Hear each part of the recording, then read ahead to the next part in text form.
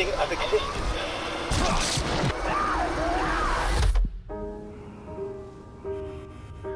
To create constant, overwhelming pressure.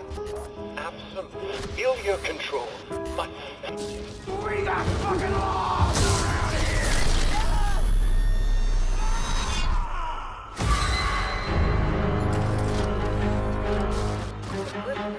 resist an assault upon identity.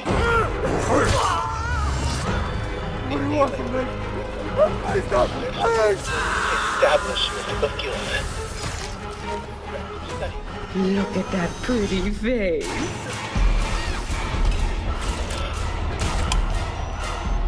Progress and harmony.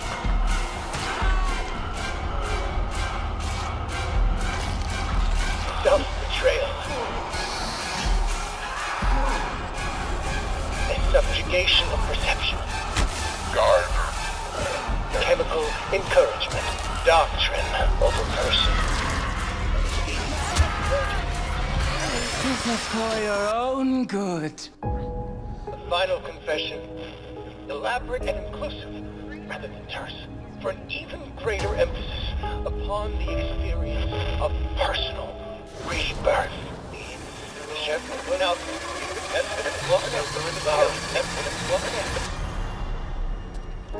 Political criminals are subjected to a literally fatal dispensing of existence by the promise of execution.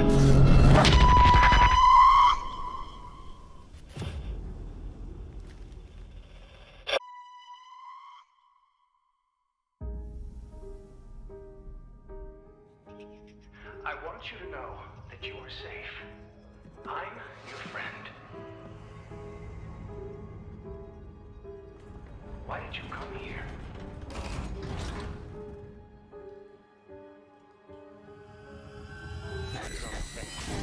You presented yourself as able-bodied and eager to make improvements. Wicked child! But your behavior... Don't fight the process. I'll learn you!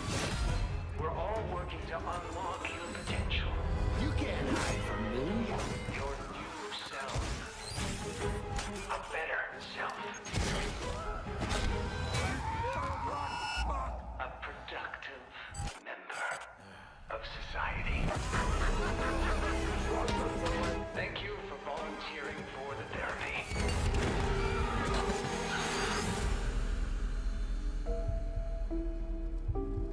We are all going to get better. Together.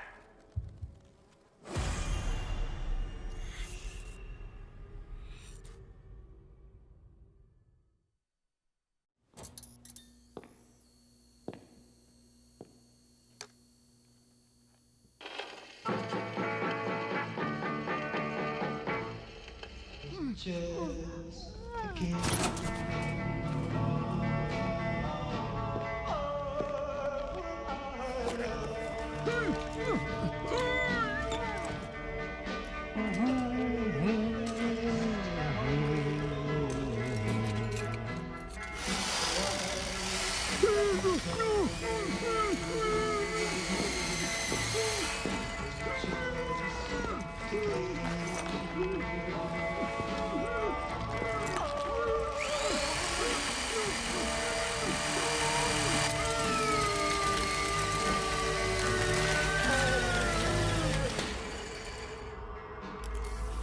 Night vision device fully operational, sir. Excellent. Bring in the other subjects.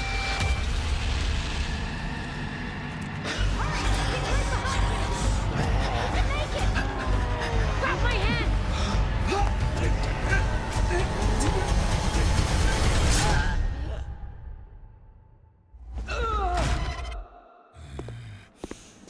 Just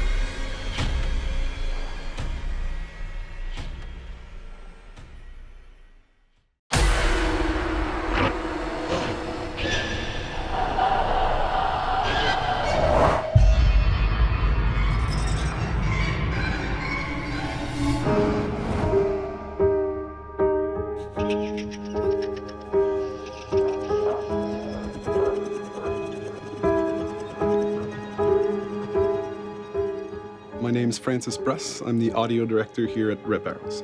So my day-to-day job is to figure out special ways to creep people out and to make audio a integral part of the Outlast brand. From the VO recordings, from music, from sound effects, from integration, pretty much all the facets of audio is what I do. Having a new composer for the game is a huge, huge part of Outlast Trials. That's something that we're so excited about because the whole goal of having Tom as a composer is using his ability to tie everything together into one unit of a game. Tom has an amazing background in video games. I can't list half of the game that he's worked on. He gives master classes to other composers. So for him, he was just incredibly motivated to be part of Outlast Party.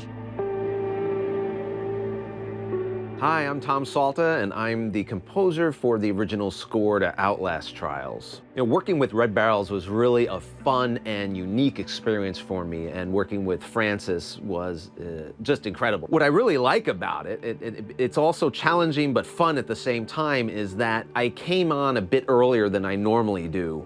On a lot of these kind of big AAA games, whether it was Battlegrounds or Ghost Recon, Halo stuff, I usually come on right at the end. Things happen fast. With Outlast Trials, it's different. It was earlier in the development stage, and it's giving me a chance to see it come to life and maybe contribute ideas that can affect the mechanism of the game itself, which is like, this is amazing, because it's like, you know, I'm like a kid in a candy store. So for the theme of Outlast Trials, we obviously wanted this to be really super special. And me personally, you know, given my love of this game and the music that I'm doing, I wanted it to check off a few things that I really didn't have much precedent for. I wanted something that was just purely scary to listen to. I wanted also something that had some melody to it, something that was memorable but also with a melody, and something that was simple enough that you could just play it on a piano.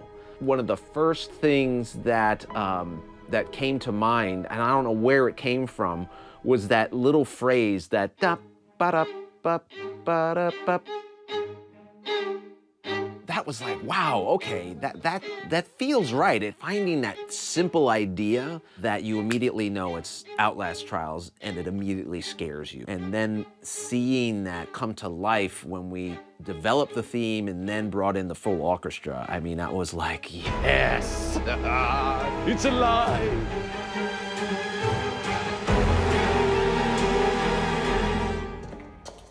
50% of the experience is audio-driven. It is the immersion factor that will pull the player in, that'll keep the player within the world, and it'll keep that tension. Those build-ups or really releases down to zero, that I think the audio is the main factor in that, and that's how we keep the player stuck in the game, in the world with us. That's going to be the challenge, and I think we're up to it. We're up to it. Another thing that is so much fun with creating the music for Outlast Trials is it just gives me the opportunity to get some props and try to come up with some textures and sounds that really are terrifying, but based on, you know, 50s technology or toys or things like that. I went on eBay and I found this thing. I mean, you know, an innocent plaything can be very terrifying. My kids get scared when I show this to them. I think they've seen too many horror movies, but you know, what's scary about this? Woo, apparently a lot. Taking those things and using them to create scary sounds, textures, and music. I mean, come on, I'm getting paid for this?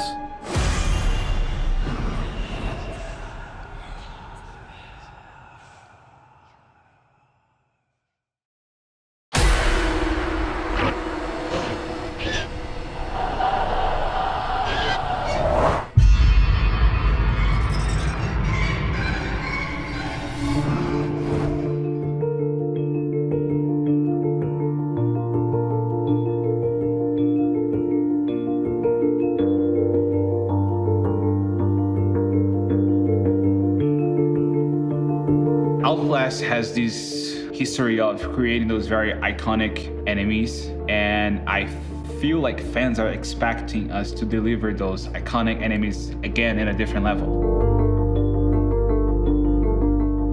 We tried to kind of figure out how the infection is going to work in the characters with all the new mechanics and with all the new abilities that we have, but we don't want to make it like too high in terms of technology, because in the 50s everything was a little bit more limited. My job is basically kind of trying to do a lot of the research of how make something that looks high tech look like low tech and give this 50s twist to it.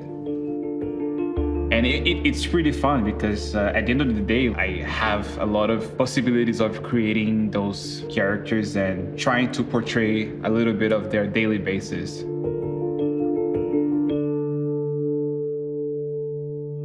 My favorite character, it's Gooseberry.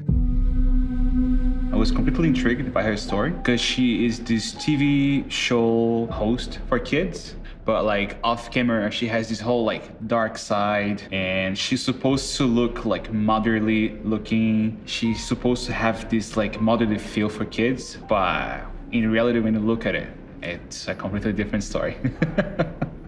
Because it's an Outlast game, it needs to feel off in a way. Like he had this super jolly face, that she's pretty, she is perky, but her face needed to be removed.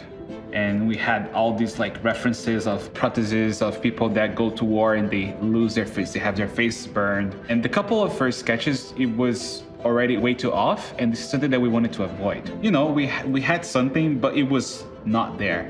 So the moment I did the third interaction with her was the moment that they were like, all right, we have something there. Gooseberry is a double character. She has major daddy issues, and the puppet is the full representation of her father, which was a horrible person. And from there, we passed it over to the 3D team, where they did an amazing job portraying her in her most beautiful way. Coyle is our second prime asset in the game. He is this police officer with a very distorted notion of law. Whatever you think is right, he's gonna put his twist on it. He likes to torture his victims with electricity in many different ways. He has this sort of fetish of sexual assaulting people with his baton. Coyle is not only about the mechanic of playing, but also the background and his twisted ways of showing law. Thank you for volunteering for the therapy. There's a lot of anxiety on my part because creating a game takes a lot of time, and creating those characters, making them come through and like, you know, shine, it takes a long time because it's a collective effort. Animation, effects, programming, you know, until we actually see the full thing, it might take like 3-4 years, if not more. Because these are very important characters at the end of the day, and you know, it's a lot of work.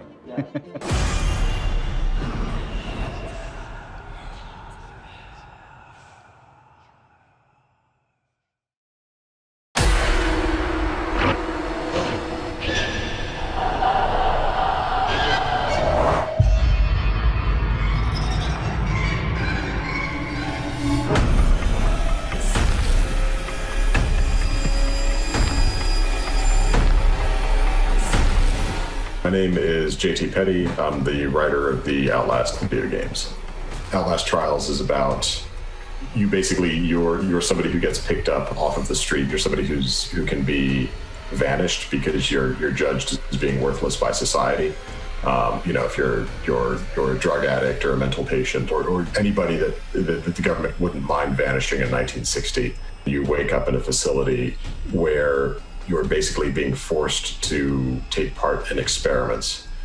A lot of the mystery of the story is about trying to figure out what this experiment is supposed to do to you.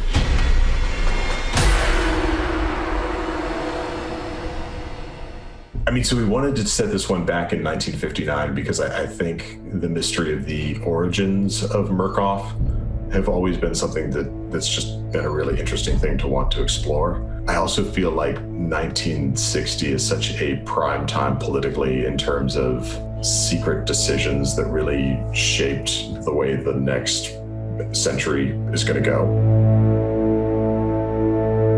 The Outlast Trials takes place before any of the other Outlast games, and so we'll be able to explore things that happened before Outlast 1 that maybe you are interested about the backstory of, or seeing some characters, maybe learning about their history before any of the events of the other Outlast games. And it draws a lot of inspiration to experiments that were actually done in Montreal on people, on their brains, on their behaviors. It's lore to us, but it's real history to real people. It's been a huge inspiration, and it's a story that hasn't ever really been told in video games, to my knowledge, so we're really excited about it. Hi, my name is Carl Chignara. I'm a psychiatrist. This is the Allen Memorial Institute. It's a great training center, but it's also where Dr. Cameron's experiments occurred, linked with Mkultra. Mkultra was a large secret operation by the CIA that ran from 1953 to 1973. That was in the early days of the CIA. Their basic aim was to find ways to modify behaviors. The director of the hospital, this famous psychiatrist, Dr. Donald Ewan Cameron, was experimenting on patients. He claimed he could remove certain unhealthy patterns in the mind of patients and replace it with healthier patterns. So that intrigued the CIA. They first funded all kind of research that was going on. So things like mind-altering drugs, things like how to implant a device in the brain and remotely control somebody. So there was research going on, but they only went so far. What they did that was much more unethical, they became rather obsessed with LSD, and they did all kinds of weird experiments with it. They hired prostitutes to slip LSD to clients unknowingly, and then they would observe whatever occurred. They even would give LSD to CIA employees without their knowledge, just to observe what it does. So that's really dangerous. I mean, today it absolutely sounds like it's a conspiracy theory, but it actually happened. You can imagine that having things like sleeper agents, controlled assassins, would be kind of the perfect spies. A sleeper agent, in theory, is an agent spy that doesn't know that he's a spy, that he can be activated from a distance. So in my opinion, if the CIA, or if anybody really could crack mind control, they would have the most devastating weapon in human history, more than nuclear weapons. Get back here!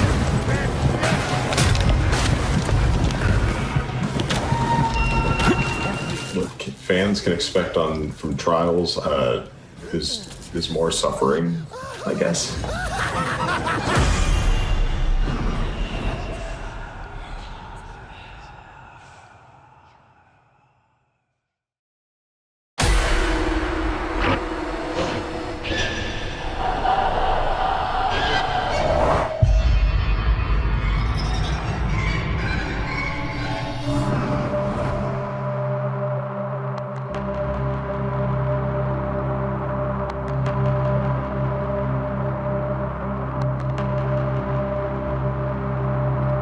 My name is Stefan Petrina, and at Red Barrels, I'm sort of the principal animator, the animation director. I'm the animator that has been here since pretty much almost the beginning. Generally speaking, I'm here to kind of ensure the animation quality of the game. The designers have a game in mind with characters and rules, and I'm there to kind of help communicate those through character animation. I didn't get trained in how to become a director in motion capture. It was really, when we decided we wanted to go forward with it, we had the option to, do we want to hire an outside director? No, we can do it ourselves. That's kind of what we do here at Red Barrels. We can do it ourselves. We were 10 guys in one room building Outlast 1. How much more difficult could it be to go to a mocap stage and figure it out how to do it and do it right? Shot 6, take 1. Roll it. I'm back, what's the word? I tried to tell you, I tried to warn you, but you're not listening. This is your last chance. This setup is for our character, Mr. Noakes, who's a lobby denizen. He's a character that you go and buy upgrades from.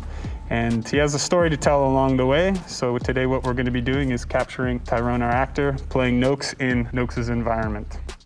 For a shot like today, it's about a lot of body motion, a lot of attitude, a lot of micro movement that we're not always aware of when we're talking to people in conversation, but a lot of stuff that just gets captured automatically with motion capture, so that when we feed that into our character in game, it has much more of an organic appearance because it's moving with all the little nuances that people move with. And then we have a lot of the big sort of identifiable actions, the gestures that go along with conversation. And maybe your dog wants to play fetch. Yeah. Fetch, go. Go get it.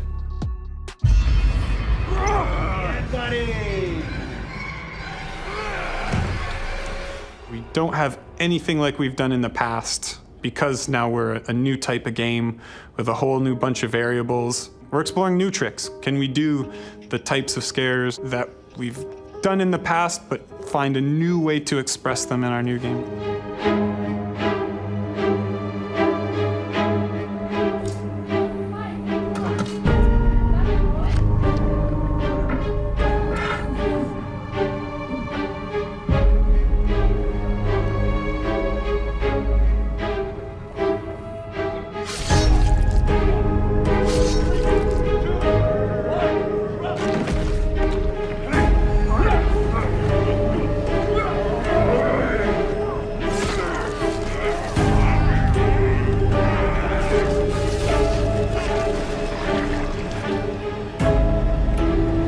What would I say to fans waiting for the next game? Be ready and be afraid.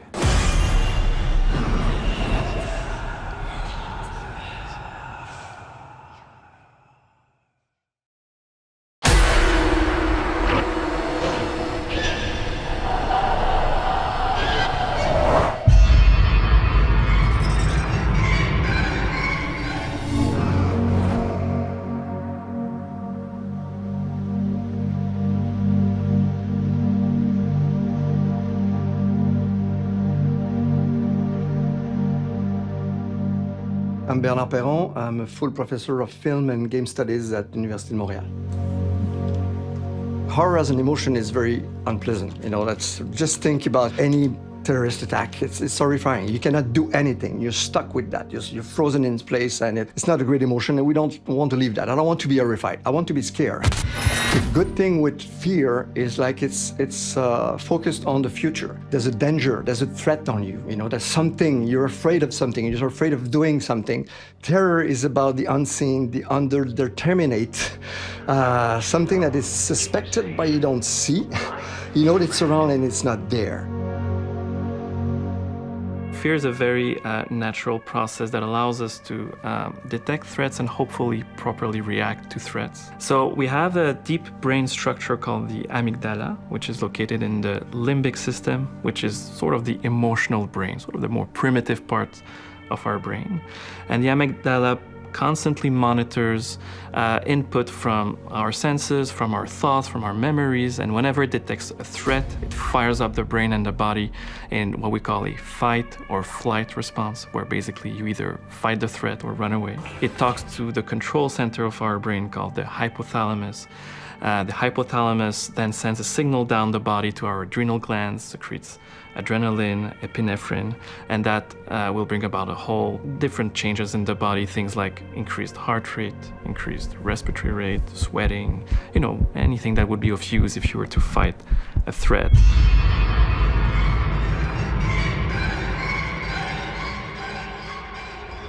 With video games, the simulation bring me to get in. It's a rush. There's something that, that's very intense. And then since we're in the bounded experience of fear that we know that we are not in danger, I can live this negative emotion as a positive emotion. It's fun to be scared. I think people love to play horror games because the fear is creating a really primitive emotion. I think people, whether it's horror games or horror movies, they like being scared because it makes them feel alive. I think video games have the potential to be much scarier than movies and books. With immersion, you can trigger the fear response system. So if you trick your brain into believing that there's there's some sort of threat, you will have the physiological fear response while you play a video game.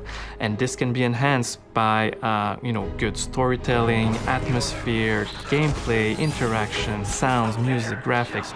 Being afraid of things is one thing, but having pleasure from it is another thing. So if you have a sense of mastery or control over the fear, that can bring a sense of well-being, pleasure that could be quite fun.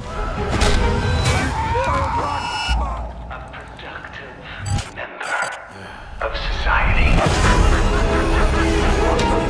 Thank you for volunteering for the therapy. With Outlast, for me, I'm teaching that and I'm studying that. They can go as far as they want because I know this is, they want us to be horrified, they want us to be scared, they want us to be terrified. And then you have all that in Outlast. You're gonna have the horror of the torture, you're gonna have the fear of knowing that, the patient's gonna get on you, and you get the terror of not knowing what's in front of you, what you're gonna get in front of you.